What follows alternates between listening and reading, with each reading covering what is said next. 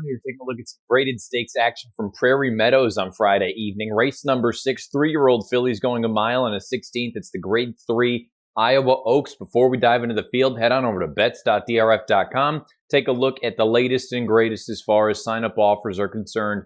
We have new sign-up offers, existing member offers, all sorts of good stuff over there. Bets.drf.com is where you need to go for all the details. Let's take a look at the field. The 3-year-old fillies going 8.5 furlongs here.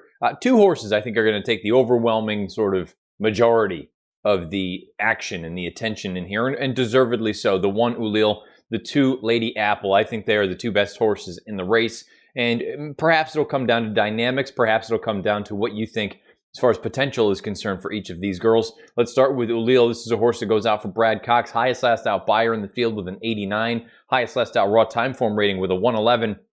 Those two efforts, or those two numbers, I should say, far and away the fastest she's ever run. Now, look, granted, it came against much better horses her first time really getting tested. That came in the grade 2 Black Eyed Susan. The problem I have is that Black Eyed Susan hasn't thus far really acquitted itself very well. The third place finisher, Cookie Dough, she turned back in the Acorn.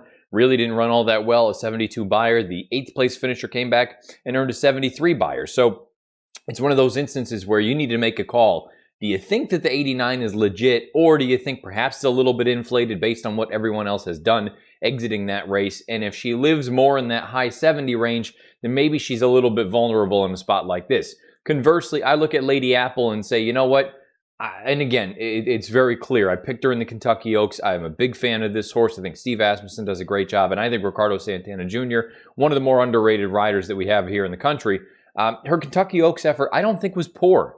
I know she got dusted by Serengeti Empress, but I thought she hung around. She was involved relatively close to that hot pace, and sure, when those top two kicked away, she didn't really have an answer, but I'm also not convinced that that buyer is necessarily as low as it actually seems. That 77 that she earned, Timeform US had given her a 101 raw rating, and that kind of equates more to an 81 buyer. So it makes me wonder if perhaps that number's a little bit on the light side.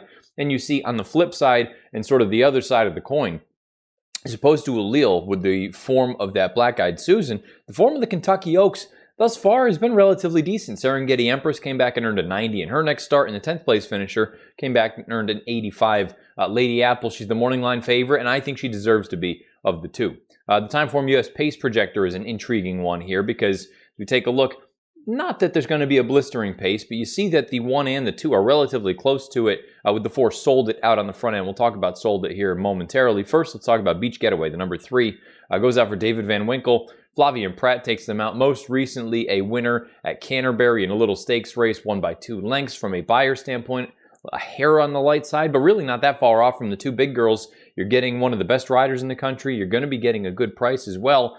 Ultimately depends on what you think the pace situation is going to be. Is she going to be able to stay within shouting distance if the pace does heat up for some reason? Because I understand she's done most of her work in sprint races, but that most recent stakes race, the pace was on the slower side, and she was still 3.5 lengths off of it. So it'll be interesting to see what you get from her. For me, if I was going to use her, I'd use her underneath. Mentioned the 4 Sold It. She projects to be the speed in this race. Both of her wins to date have come gate-to-wire fashion. Winner of the Cal Oaks most recently up at Golden Gate Fields. That's part of my knock against her, that both of her wins have come on synth and turf.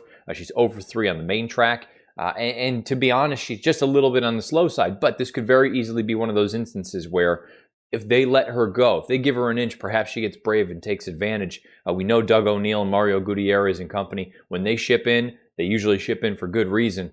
Sold It, again, if you're looking for the curious pace play in this race, perhaps it's her. The 5 Sweet Diane for Eddie Keneally. For my money, looks a little bit slow on paper. And the other thing that concerns me, I don't think she's improving.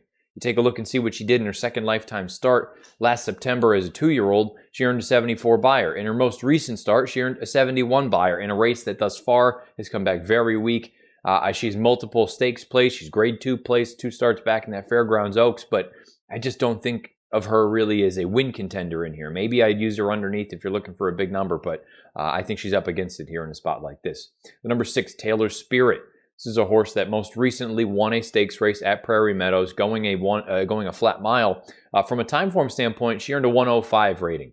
And compared that to the 74 buyer, and I know I sound like a broken record, but I do think it's important to acknowledge and try to make a decision one way or the other. If you believe the buyer, she's probably too slow. If you believe the time form rating, you take 20 off that, that would give you an 85 buyer. That fits beautifully in a race like this.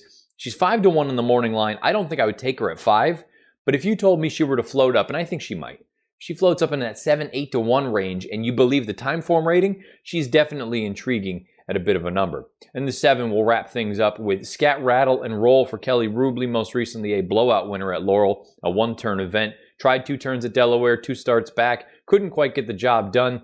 Forwardly placed when there was little pace signed on. Usually that's not a thing that I like to see. At least you're coming into this in good form. The concern I do have, though, is ultimately what's her game going to be? Because both of the wins have come going one turn, granted one at 6 furlongs, one at flat mile. But we've seen time and time again, certain horses can take to the 2 turns and certain horses don't. They prefer the 1-turn configuration. For me, this is going to be a sit back and watch race from Scat, Rattle, and Roll. So ultimately, where did I go in the Grade 3 Iowa Oaks? No surprise. I'm a fan of Lady Apple. I think there could be bigger and better things for her still to come. I think she gets back to her winning ways. She won the Grade 3 Fantasy 2 starts back.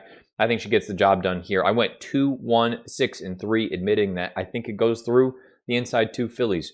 Who do you like? You can play with DRF Bets. Head on over to bets.drf.com. Take advantage of all the latest and greatest as far as sign-up offers are concerned and get down on this race, the 6th at Prairie Meadows on Friday evening. Scheduled post time, 8:27 Central. Good luck.